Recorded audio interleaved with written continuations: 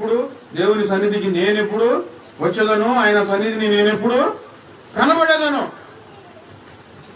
ఈ తృష్ణ ప్రతి వారిలో ఉందనుకోండి, ఇక ఆ విశ్వాసులో నుంచి ఎవరిలో అయితే ఈ ఆశ ఉంటుందో ఆ విశ్వాసులో నుంచి సాకులు రావు. సాకులు చెప్తున్నారు అంటే మీలో ఏ కాడికి దేవుని సన్నిధి తప్పించుకునే ఆలోచనలు చెప్తున్నారు. ఇక అంతే, నాకు ఆ పని ఉంది, నాకు ఈ పని ఉంది, నాకు కొన్ని కుదరట్లేదు, మళ్ళీ ఇవన్నీ చెప్పి చివరికి చెబుతారు దేవుడికి తెలుసులే, దేవుడు అర్థం చేసుకుంటాడులే, దేవుడికి తెలుసులే, దేవుడు అర్థం చేసుకుంటాడులే, మా పరిస్థితి దేవుడు తెలుసు అనే మాటలు దేవునికి సంబంధించినవి కాదు.